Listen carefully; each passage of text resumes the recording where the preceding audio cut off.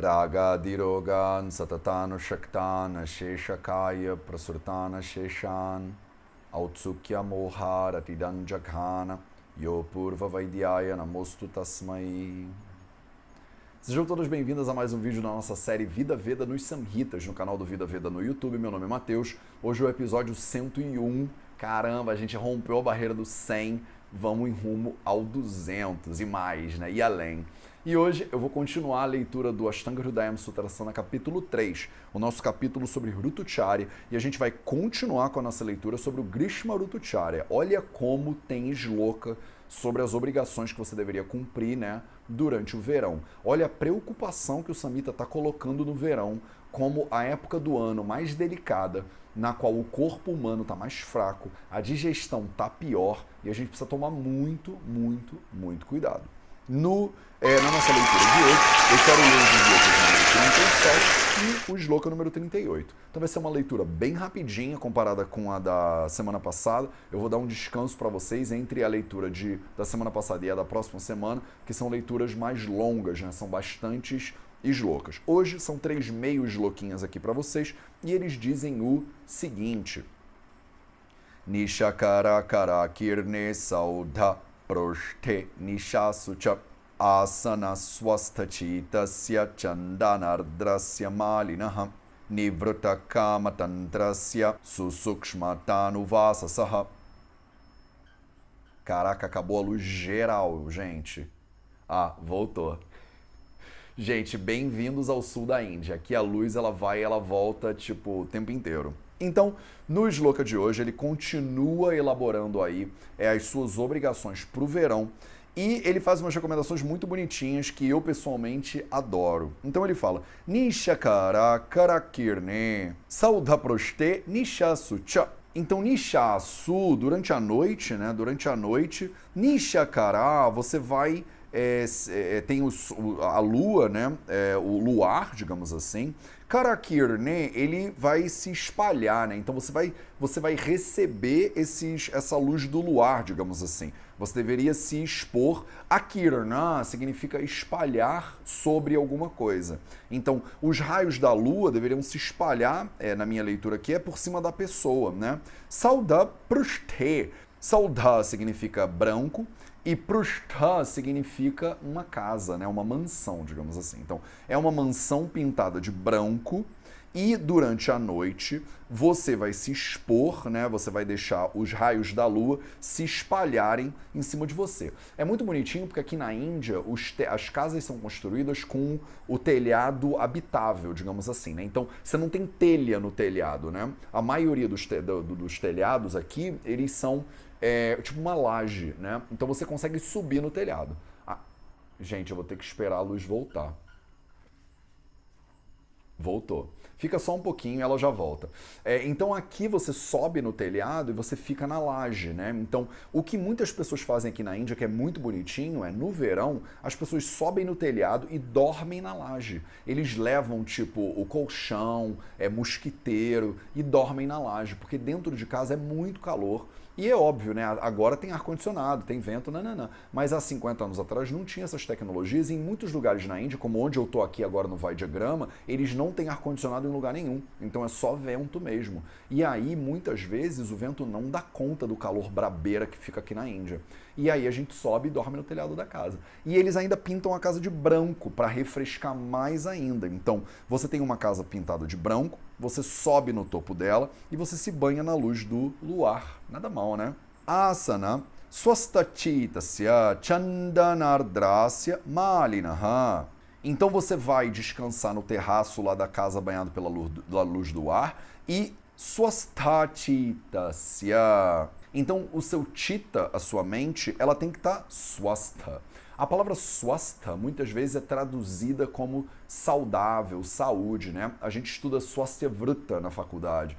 Mas swastha, na verdade, ela significa natural, no seu estado natural. Então, a ideia que é muito bonitinha que ele está botando aqui, em muitas traduções eles dizem a mente tranquila, a mente saudável, a mente relaxada. Mas, na realidade, no original está escrito a mente no seu estado natural. Qual é o estado natural da mente? Sattva.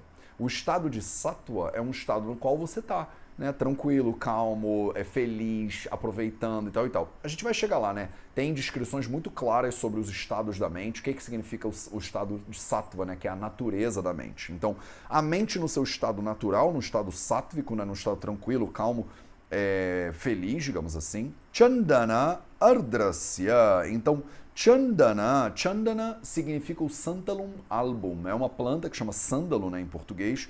Ardrasya significa que ele está molhado. Então, a gente pega um pó de sândalo, umedece esse pó, digamos assim, e aplica isso sobre o corpo.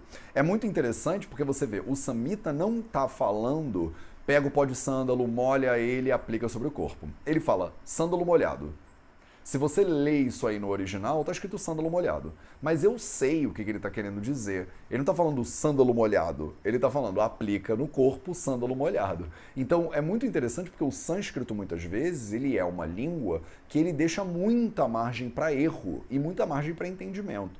Por isso que o sistema clássico de aprendizado na Índia de Ayurveda, ele chama Guru Shishya Parampara. Você vai aprender com o guru, porque o guru ele ajuda o discípulo a se encaminhar dentro dos samhitas, dos livros também, né? É óbvio que nesse sistema que eu sigo de Guru Shishya, que a gente está estudando os samhitas. Se você estiver estudando Nada e Pariksha, né, a tomada do pulso, por exemplo, você vai aprender o caminho de tomar o pulso. Mas o fato é que só pegar o samhita e estudar ele sem ajuda é muito difícil.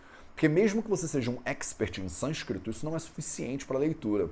Eu tenho um professor particular de sânscrito, por exemplo, que se eu sento com ele para ler o samhita, ele não entende nada. Ele entende o sânscrito, mas ele não sabe o que o samhita está querendo dizer.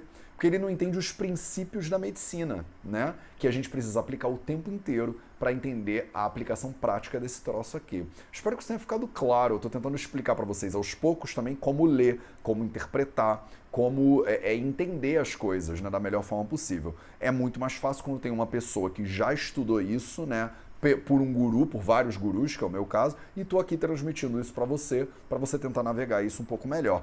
Se você for ler isso aqui e olhar num dicionário, você vai ler sândalo molhado. Chandanardrasya. Malinaha significa que você vai botar uma guirlanda de flores normalmente em volta do pescoço, né? Então, as flores tendo aí um efeito também refrescante. Assim como o sândalo, tá, gente? O motivo pelo qual a gente aplica sândalo aqui no corpo primeiro porque na Índia tem sândalo, né? No Brasil, esse troço acho que nem é tão comum.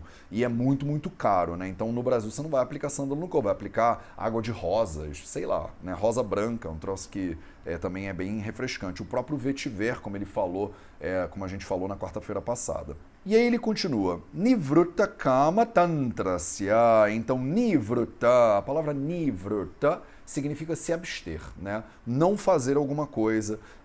Se você está num lugar e você vai embora daquele lugar, isso é Nivruta. Se você está numa batalha atacando o inimigo e você para de atacar e volta para casa, isso é Nivruta. Então, como é que a gente fala isso da batalha? Eles chamam de retreat. Retirar, em português, Então, bater em retirada é Nivruta, por exemplo. Você vai bater em retirada de quê? Você vai bater em retirada de Kamatantra. Se a Kamata significa prazer, significa luxúria, significa...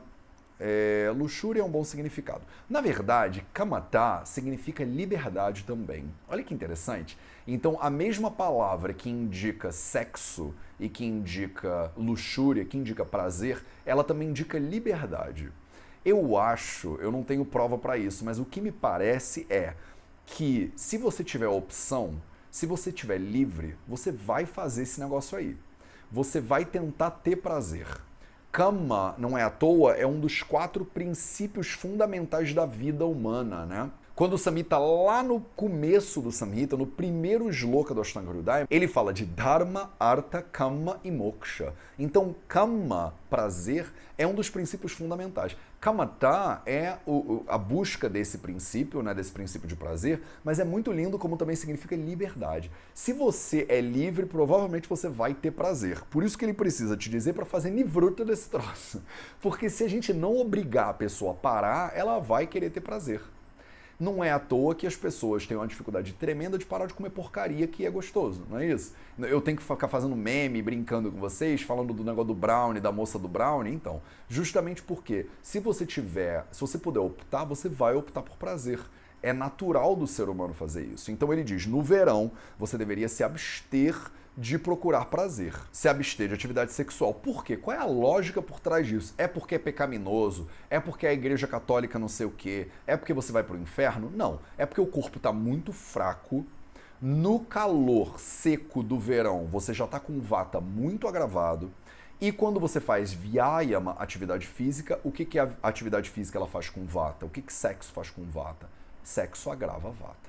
Então, se você já está num estado do ano, né, num momento do ano, que o vata já está agravando horrores, você ainda faz atividade física, você ainda faz sexo, o vata vai explodir e o vata é o rei de dar problema no corpo. Então ele está aqui te dando essa dica, não é para fazer te envergonhar da sua atividade sexual, muito pelo contrário, é para proteger o seu corpo, para você manter a saúde durante o verão. E aí ele termina, Susukshma Tanuvasa Saha, Susukshma. A palavra Sukshma, vocês já cansaram de ver isso, né? É um dos 20 gunas principais, um dos Gurvadi gunas. Então ela significa sutil, né? Susukshma é muito sutil. Tanu é muito fininho. Tá de noite aqui, eu tô gravando e tá um breu do lado de fora. Eu ouço um barulho, eu já fico ligado, porque aqui tem bicho, aqui tem um monte de coisa, né? Então, Susukshma é muito sutil.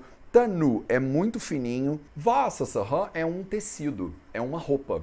Então você deveria usar roupas muito fininhas e muito levinhas, né? Muito sutis. Então ele está te dizendo, no verão, você sobe no telhado da casa, fica lá se banhando com a luz do luar, mantém a sua mente muito tranquila no estado natural dela, que é um estado calmo, tranquilo. Você tem que fazer de tudo para não agitar mais ainda a mente. A sua casa tem que estar pintada de branco, né? Esqueci de falar. Você deveria aplicar sândalo, pasta de sândalo no corpo.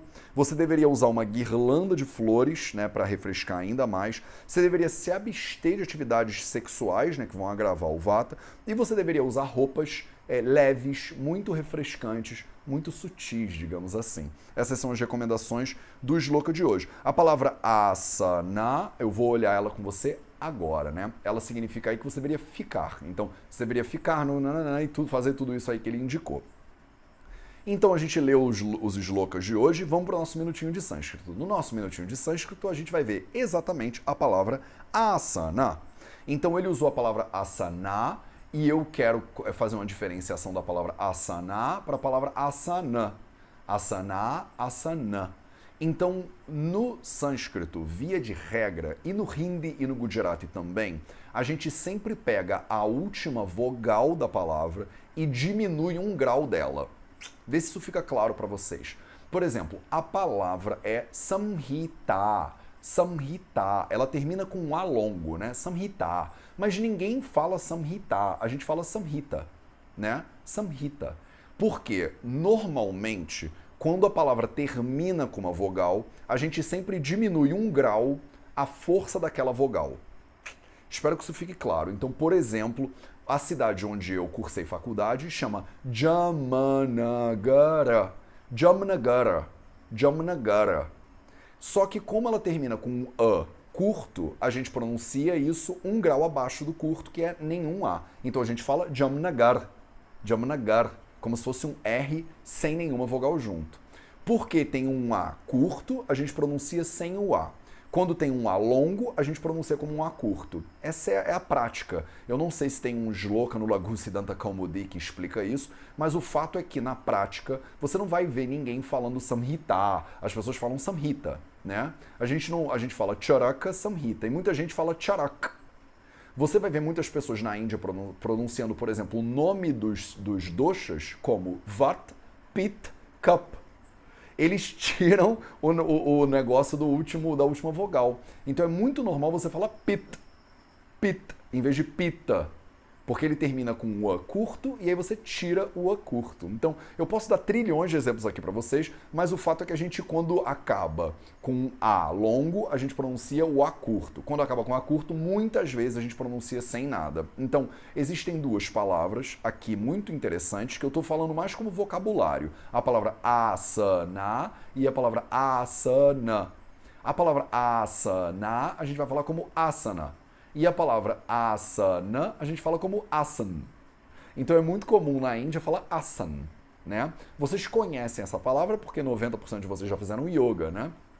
E a gente usa muito isso, né? O nome das posturas é asana, né? E a gente fala asana o tempo inteiro. Aqui ele usa a palavra asana. Asana, com A curto no final, significa ficar, né? Então, quando eu, por exemplo, estou aqui num lugar, eu vou ficar nesse lugar, né? Então, ficar é asana. Asana significa sentar. Asana significa sentar.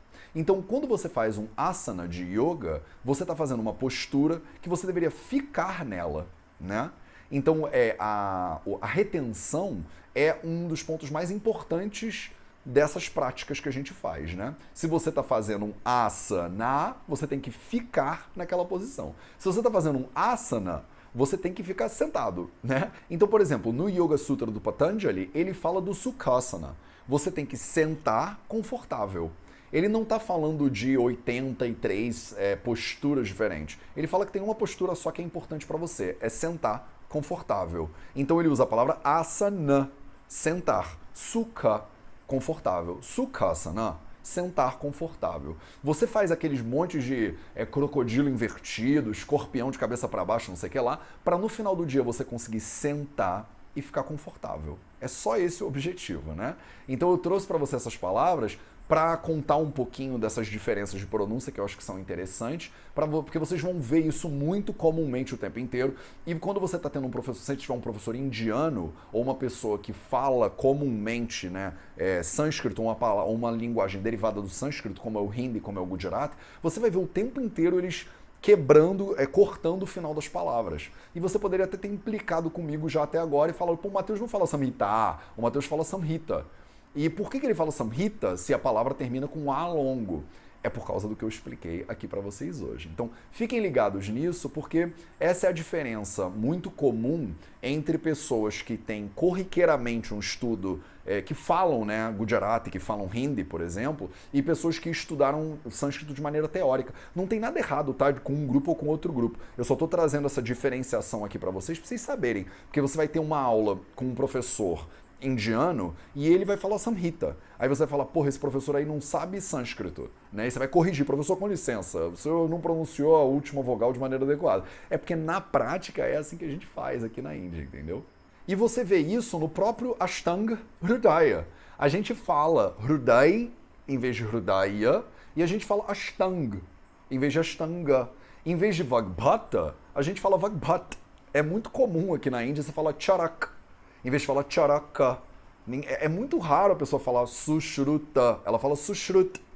Então é muito comum no seu estudo de Ayurveda, quando você vir pessoas que falam as línguas aqui nativas da Índia, você perceber que no final eles cortam ou diminuem a pressão da vogal. Acho que ficou claro para vocês, foi mais uma curiosidade, né, da pronúncia corriqueira do sânscrito, esse nosso minutinho de hoje. E aí eu não acabei descrevendo a palavra para vocês, mas eu vou fazer isso agora. Então, asana, ele é um A longo, um Sa Holland, com um A curto, com um Na Holland, com um A longo, né? Esse A longo no final ou um A longo ou um A curto no final, que faz a diferença entre as palavras sentar e a palavra ficar, né? A raiz é a mesma das duas. Espero que tenha ficado claro nosso minutinho de sânscrito e os shlokas que a gente leu hoje. Se tiver alguma dúvida, deixa nos comentários ou traz para o nosso grupo de estudos dos Samhitas, que acontece todos os meses de forma live, né, ao vivo,